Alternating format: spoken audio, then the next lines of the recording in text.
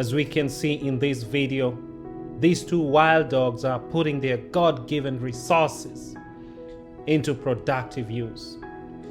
We gotta stop whining about what we don't have, my brothers and sisters, but rather leverage from the synergy that we can leverage around our God-given and heavenly endowed resources.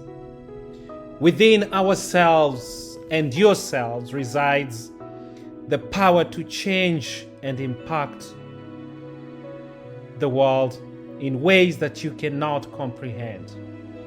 And we can do so much even before we venture outside our own bodies and ourselves. Get out there, ladies and gentlemen, and put your underutilized self to use.